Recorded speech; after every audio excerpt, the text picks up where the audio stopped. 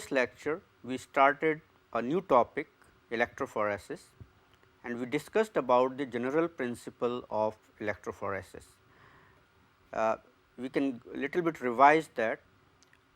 So, when a charged particle moves under the influence of an electric field, that particular phenomenon is called electrophoresis, and a charged particle will experience a particular force and it will move as per its charge towards the opposite electrode. And so, there is one which is the force because of the electric field, and another will be the frictional force because of the particle moving with a speed through a media, and that particular medium will pose a frictional force. Together both of these will will lead to the resultant electrophoretic mobility.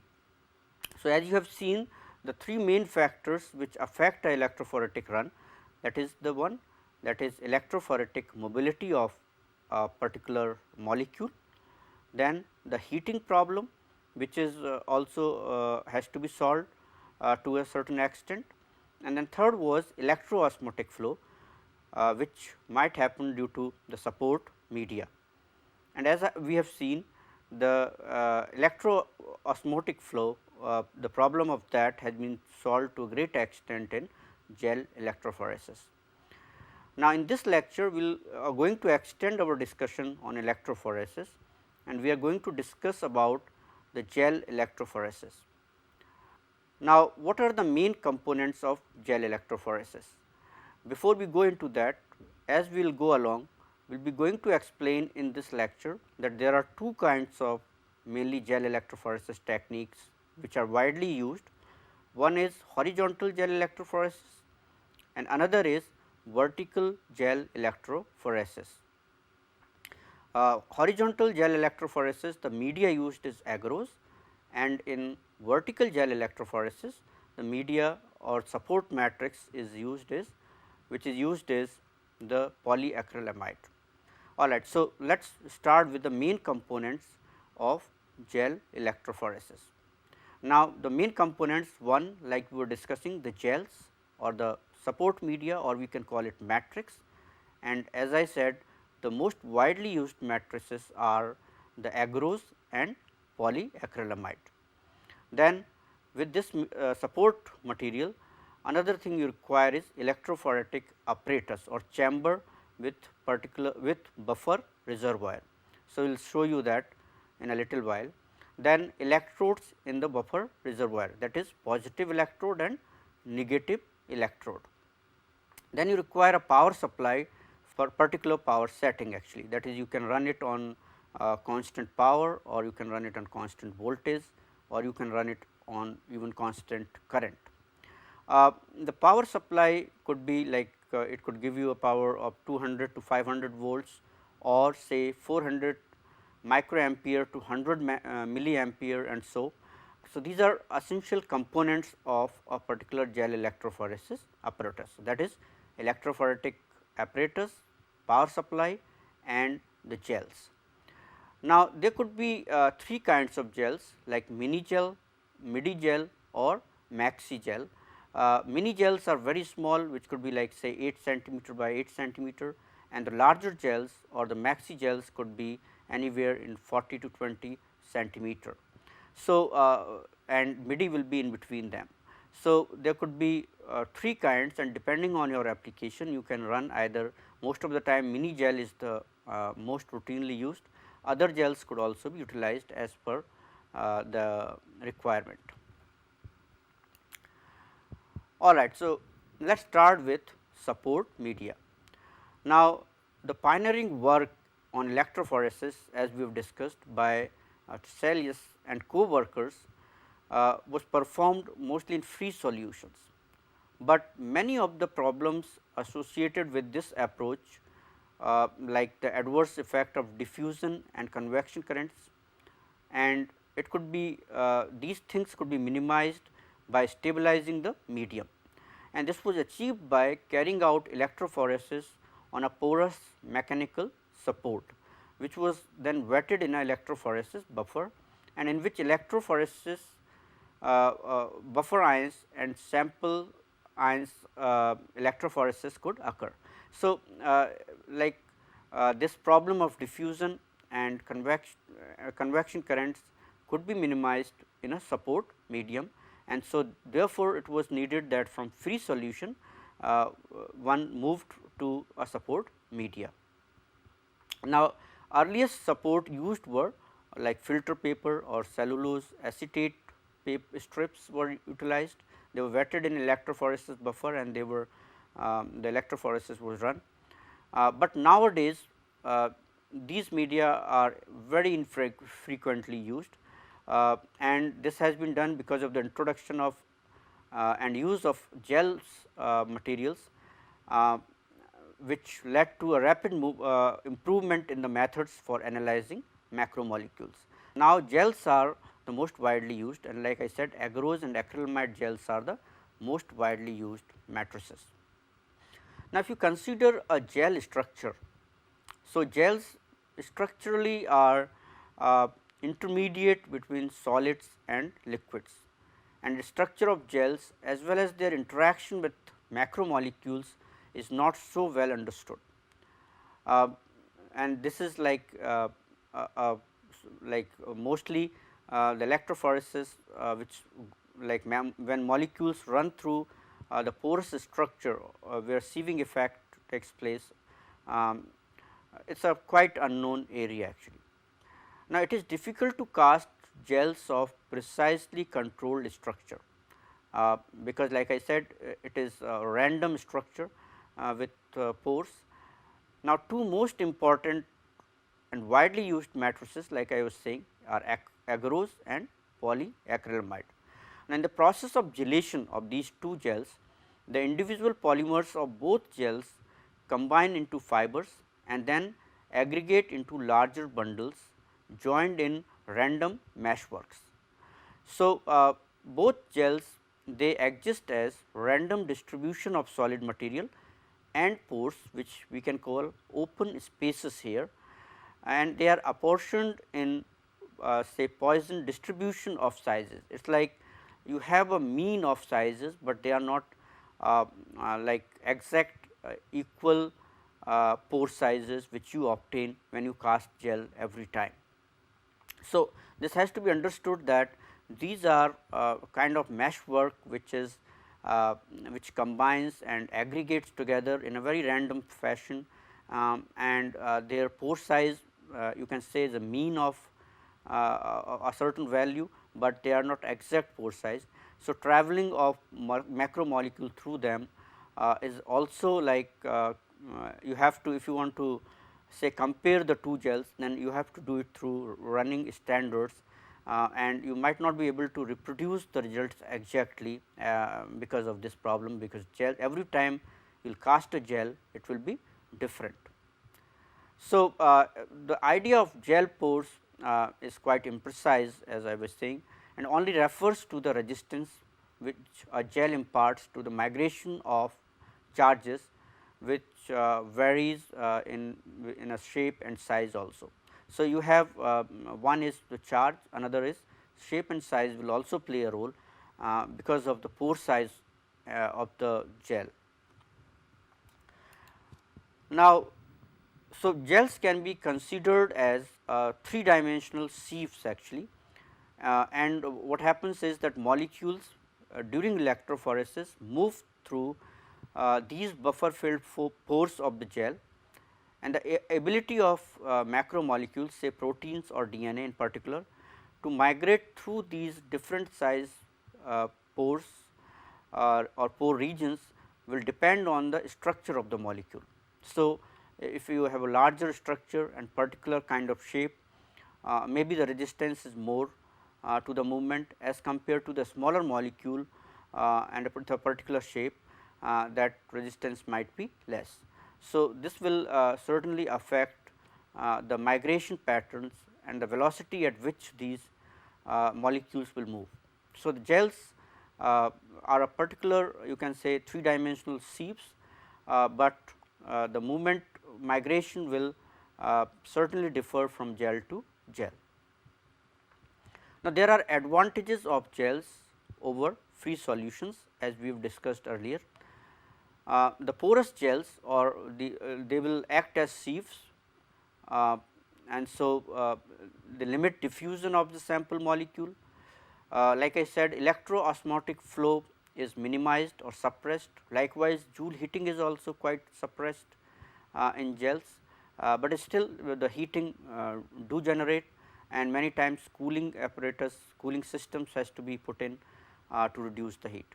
The separated molecules will segregate into distinct or discrete zones corresponding to their electrophoretic mobilities when you are running them in these gels. And at the end of the electrophoresis, when electric field is turned off, individual analytes are constrained at their final position as a distinct band pattern, which can be visualized by say staining or certain other positions. Now, this one, like here when you have a free solutions, certainly diffusion will occur, and if you leave it for a little longer, then bands might not remain as sharp bands. So, gels have their properties, and gels have a particular way to like to separate and analyze the samples, and they solve many problems which are faced when you work in free solutions. Now, like we were discussing, there are two widely used gels. One is agarose gel and another is polyacrylamide gels. Now, let us discuss first agarose gel. Now, the pores of the agarose gels are very large, or you can say larger as compared to polyacrylamide gel. So, agarose gel electrophoresis is the easiest and very common way of separating and analyzing DNA. DNA are large molecular weight molecules, and as far as proteins are concerned, proteins, if they are very large, like say above 500 kD or so in size, then they can be separated in agarose gels. Otherwise, polyacrylamide gels will be utilized. But for proteins, agarose gels are also widely used for certain applications, like for example, immunoelectrophoresis, where they only act as anti-convecting support media, and where protein movement is not hindered, and antibody antigen interactions are seen. So, you are not really separating the protein, but interactions you want to see. So, immunoelectrophoresis, the agarose gels could be utilized. Polyacrylamide gels are used for the separation of the proteins, which are a smaller protein molecule as compared to what is used in agarose gel, and also very small DNA fragments could be run on polyacrylamide gels. Like I said, the pores on the polyacrylamide gels be smaller. So, large molecular weight DNA fragments cannot be run, but small DNA fragments could be seen, like say in DNA sequencing gels are polyacrylamide gels, and where you have small fragments of DNA, where you are trying to sequence in earlier times when gels were utilized for sequencing the DNA, the polyacrylamide gels were utilized. The gels can be used for the simple visualization, they could be utilized for quantification, or even to isolate a particular band of DNA molecules. Now, most of the time the gel electrophoresis is an analytical technique, but it could be made preparative, and small amounts of samples, particularly the nucleic acids, could be purified from there, and even proteins could be separated or could be extracted from gels for certain applications. Like protein sequencing or N-terminal sequencing, or say internal sequencing by mass spectrometry. Now, in agarose gel, the DNA could be visualized in the gel by addition of ethidium bromide. So, this binds strongly to DNA by intercalating between the bases and is fluorescent, meaning that it absorbs invisible UV light and transmits the energy as visible orange light. So, when it intercalates, it fluoresces, and which could be seen and could be visualized here. So, Agrogels are mostly used with the DNA or nucleic acid.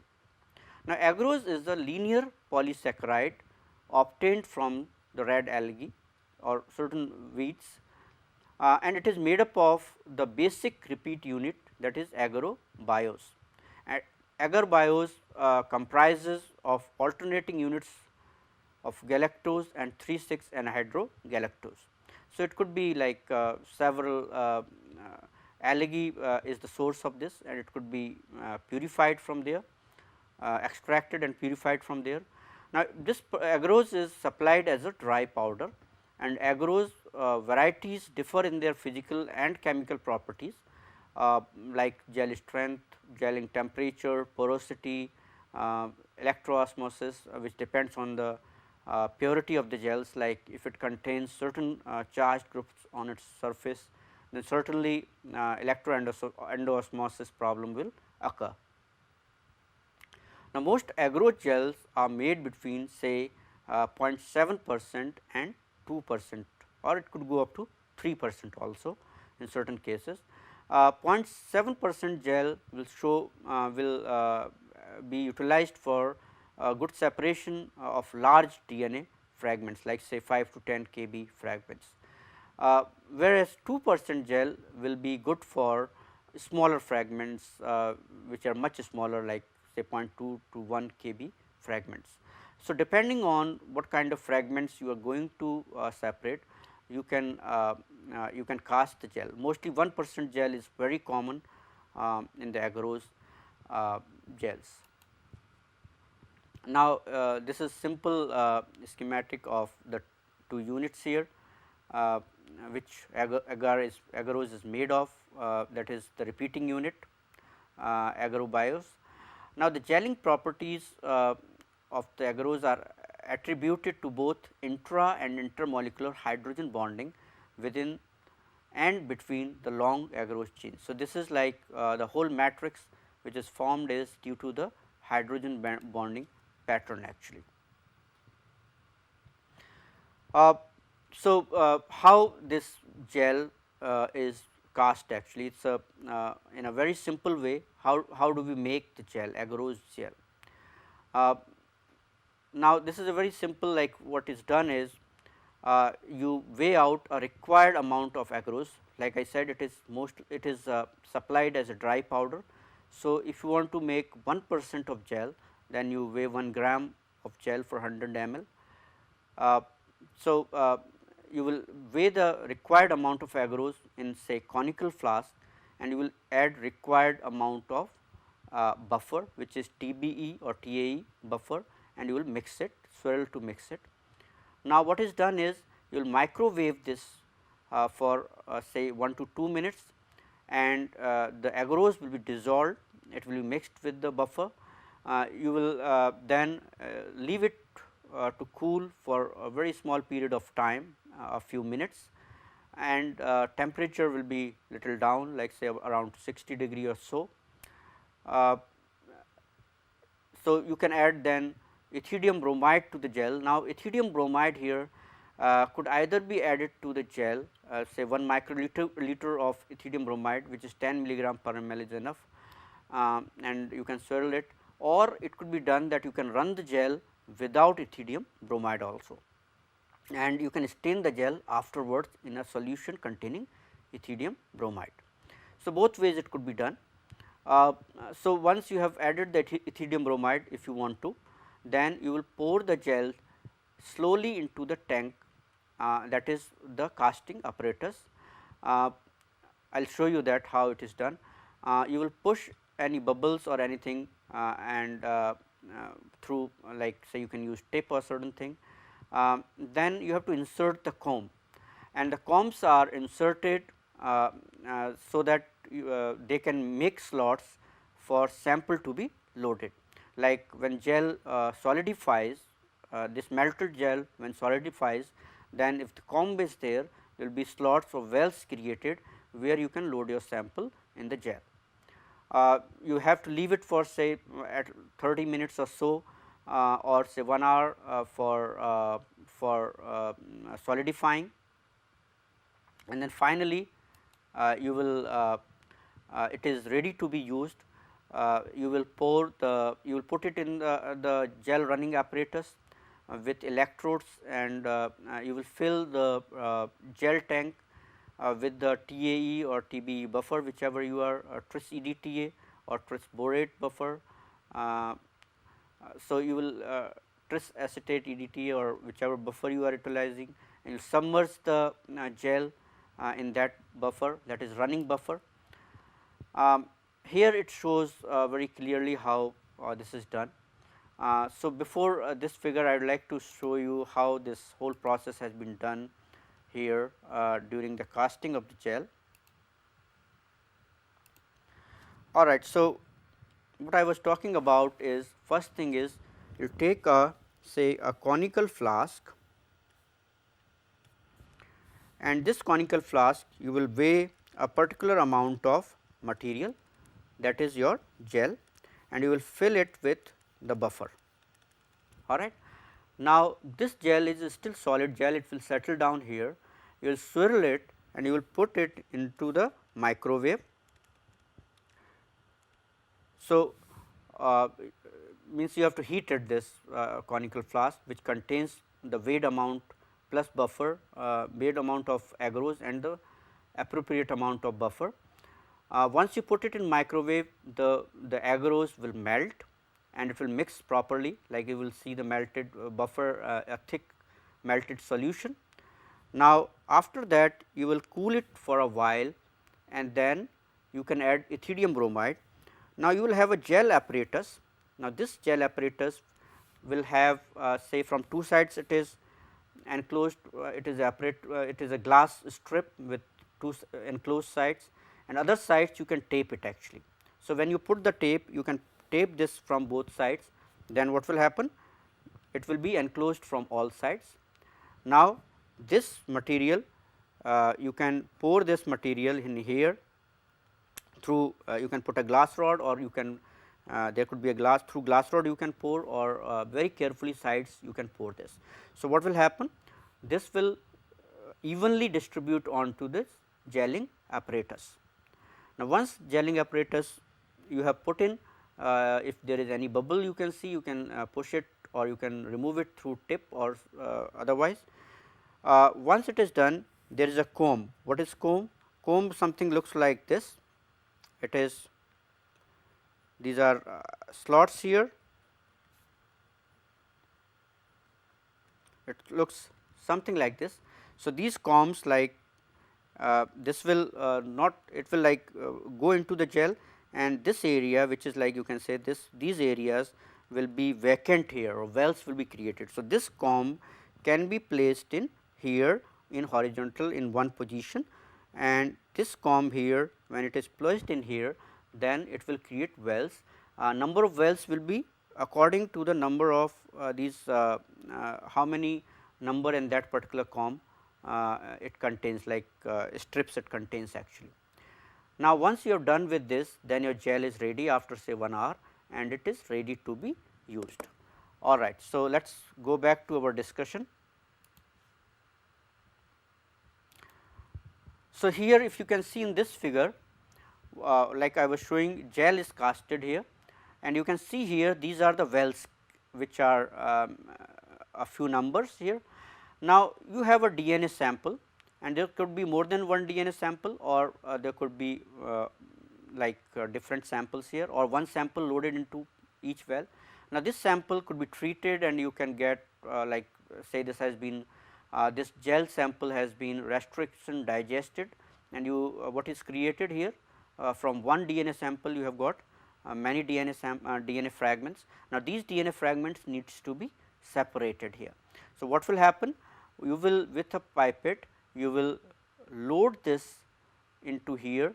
Now, when we are loading this, the loading is done in a sample is prepared in a say certain high density solution, like you can have sugar, sucrose solution, or maybe glycerol or something else could be utilized, so that the your sample settles down and does not float or diffuse in the buffer. So, it settles down at the bottom of the well. Then there are two electrodes here, negative and positive, it is run in the gel apparatus, and what you get is a bending pattern, and this bending pattern where what will happen that your DNA fragments, since they are negatively charged, they will move towards the positively charged electrodes. The smaller DNA fragments will move faster as compared to the larger DNA fragments, and on that basis separation will take place. This you can analyze in UV illuminator, and or you can even cut the gel and you can get the DNA extracted. So, agarose gels are used for electrophoresis of mostly nucleic acids, but you can also use them for proteins also. Like I said, for proteins the pore size of 1% agarose gels are larger relative to the sizes of proteins, and agarose gels are therefore used in techniques like immunoelectrophoresis or say isoelectric focusing. Likewise, they could be used where proteins are moving unhindered. There are other aspect of, like when you are trying to purify the or extract the DNA material from the gel, agarose gel, then low melting temperature agarose gels are available, which is like they melt at say 62 to 65 degrees Celsius, and they could be very useful to extract the separated DNA samples, and you can recover and purify those in purified form very easily, like without you have to in other gels you might have to melt them at a higher temperature, and recovery is low, but in here the recovery is very high. Now, because of poor elasticity of agarose gels, mostly the electrophoresis done in horizontal gels. So, because of this problem in agarose gels, it is horizontal gels and not vertical gels. All right, this was about the agarose gels. Now, the second most widely used gels, and particularly for proteins gels, these are polyacrylamide gels, and they are routinely used in many teaching labs and research labs. So, the electrophoresis performed in acrylamide gels are frequently referred to as polyacrylamide gel electrophoresis or PAGE, PAGE. Now, here like if you could recall in agarose, polymerization was done like you melt and then you solidify, and through hydrogen bonding the whole structure or like matrix structure is formed. Here copolymerization of acrylamide and N prime methylene bisacrylamide is performed. So, bisacrylamide is two acrylamide molecules linked by methylene group, and they are used as a cross linking agent. So, what is done is that acrylamide monomer is polymerized, and they polymerize in a head to tail fashion, and so the long chains are so the long chains are formed, and in these long chains insertion of bisacrylamide occasionally into the growing chain results into a cross linked matrix of fairly defined structure. So, the polymerization of acrylamide is an example of free radical catalysis. All right. So, this figure here shows you this is acrylamide molecule, and what happens is that this is bisacrylamide and long chains of acrylamide are formed, and like these two chains, and in between bisacrylamide gets inserted. As this cross linking occurs, depending on the concentrations, the pores will be created. So, polymerization of acrylamide is an example of free radical catalysis, and in here polymerization is initiated by the addition of ammonium persulfate, which acts as an initiator, and timid as an accelerator. Timid is tetramethyl ethyl ethylene diamine. Now, timid catalyzes the decomposition of the persulfate ion to give a free radical, a molecule with unpaired electron. Now, these free radicals are highly reactive species, and they will catalyze the cross linking in head to tail manner. So, what happens is, if we can see here on a screen, so you have a persulfate ion, and through so what it is decomposed into, here there is a single unpaired electron. So, free radical is generated. Now, if M is the acrylamide, it represents the macromolecule, and R is the free radical, then there is a generation of, it is a kind of chain reaction which leads to the formation cross linking in head to tail manner. So, it goes on actually, and in between bis acrylamide is introduced. Now, here one has to remember that, like it is a free radical reaction, gel solutions should be degassed for proper polymerization, like oxygen will remove free radical and it might hamper with the polymerization. Apart from this persulfate and timid polymerization, there could be photopolymerization could also be utilized.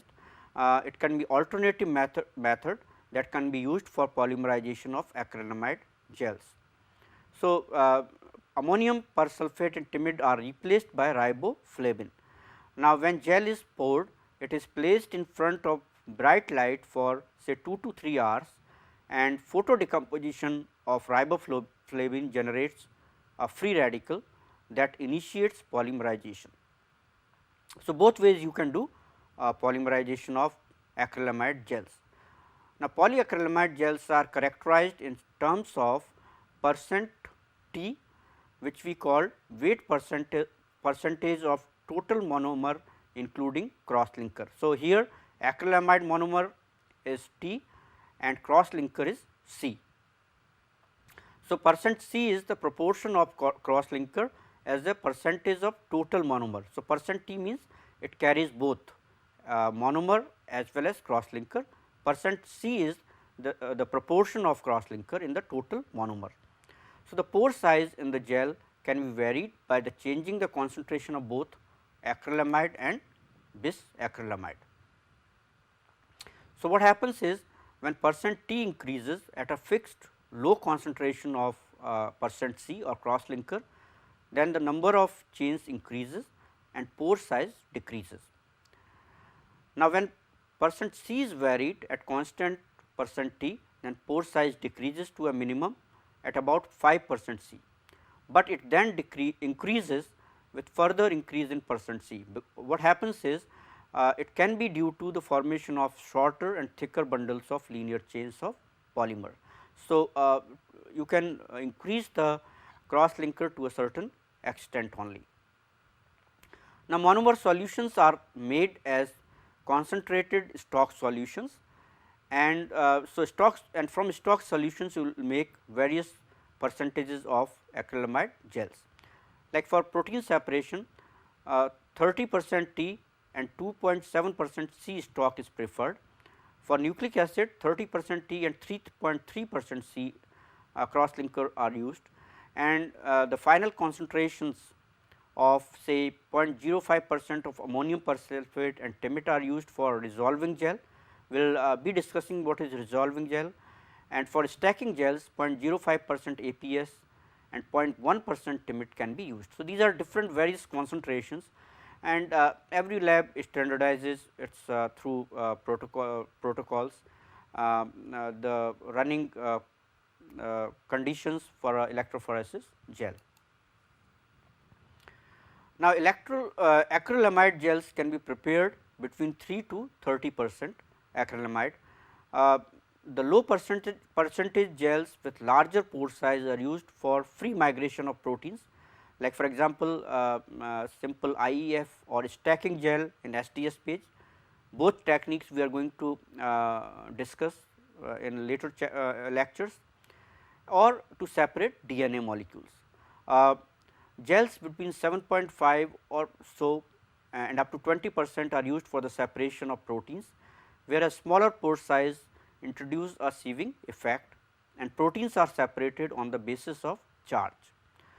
So, most of the acrylamide gels are vertical gels, and vertical slab gels are very common, where many samples can be run in identical conditions, and they are the routinely used apparatus for the analysis of proteins as well as for separation of smaller DNA fragments, say in DNA sequencing gels. Now, there are tube gels also which are used quite a bit, but only problem is in tube gels only a single sample can be run at a time, and can be this particular tube gels are used for as a first dimension for the 2D gels. So, that could also be one. I will be discussing 2D gels also in a while.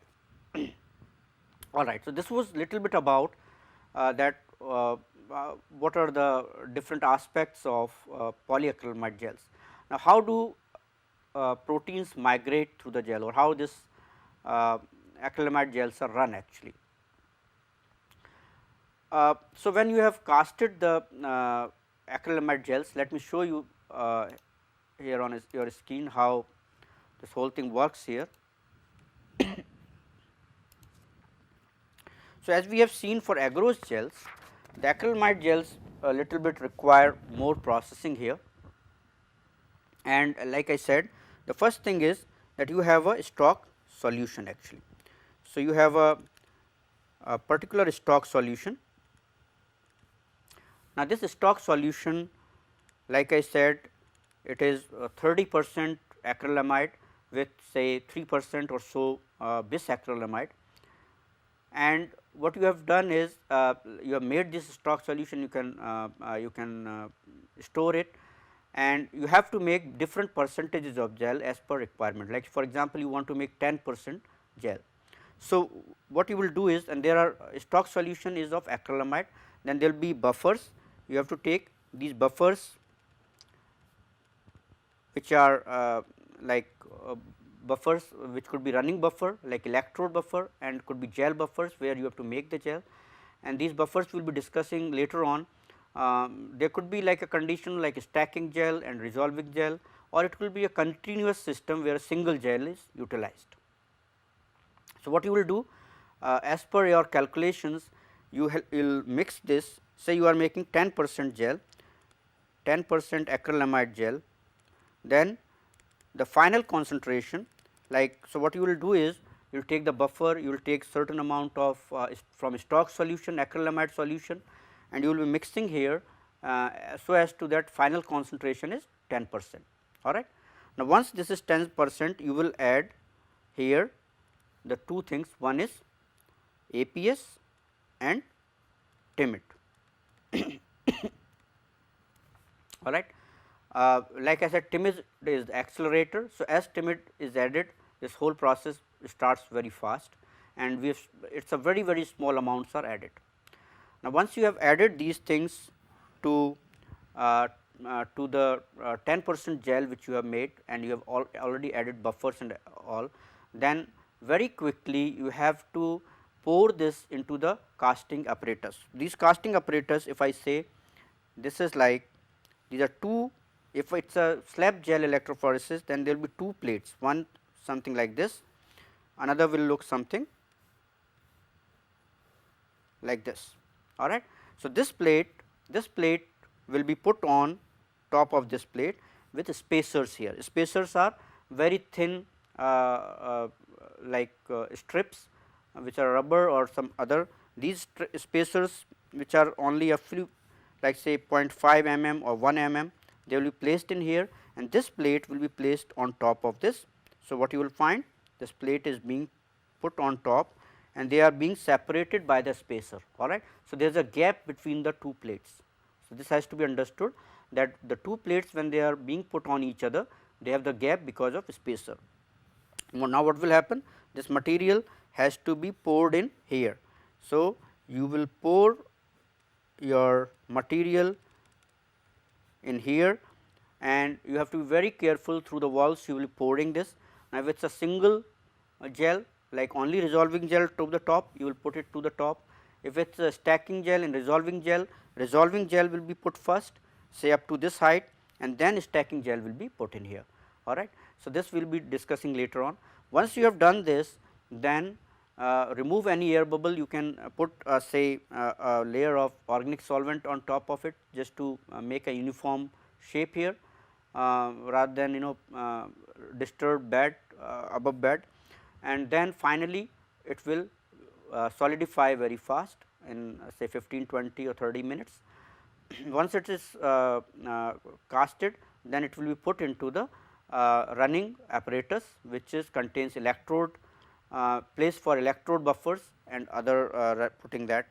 Now, here before like as you have poured this, you have to put combs. Again the combs, as I have shown you in agarose gels, this comb will be put in here, and this comb will create the wells in here in the gel, so that you can load your samples.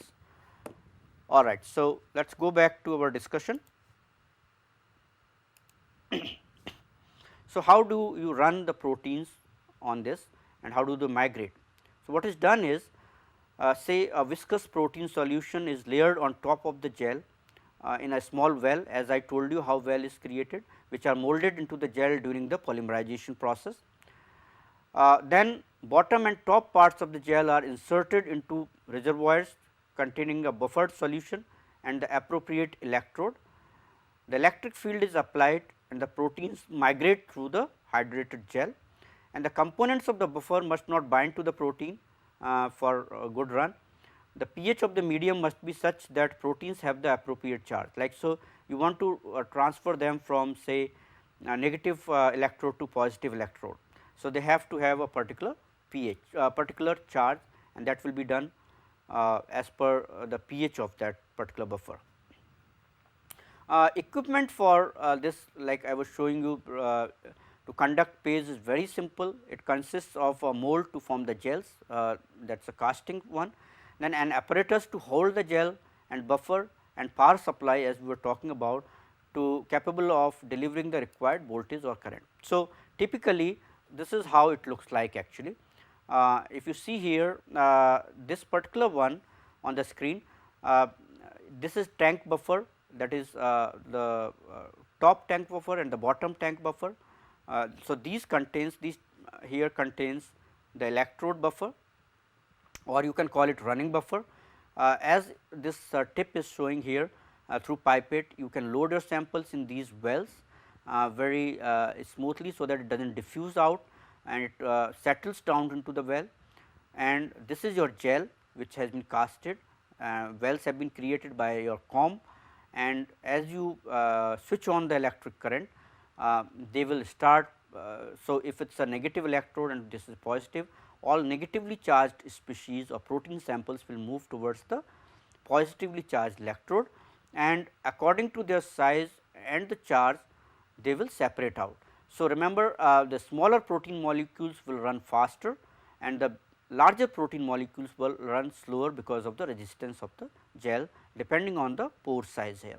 So, that is how the whole separation will occur, and we are going to discuss this quite a lot as we go as we discuss STS page and other techniques in here. So, this is a very simple electrophoresis or vertical gel electrophoresis apparatus. Likewise, tube gels could be run in here, where rather than a slab gel or this plate gel, you will have a tube and only single sample could be run. The whole apparatus looks something like this. You have enclosed buffer chamber and these are the electrodes, 2 electrodes here, the gel apparatus is kept in here, and as you switch on the electric current, this whole pattern will the protein migration will take place and separation will take place. After the protein has been run, you can remove the gel plates from here. Gel plates could be separated and the gel could be put in the staining solution, like say solution containing commercible or any other dye, and they could be visualized. So, all right. So, today we have discussed about vertical gels and the horizontal gels. The horizontal gels are agarose gels and vertical gels are polyacrylamide gels.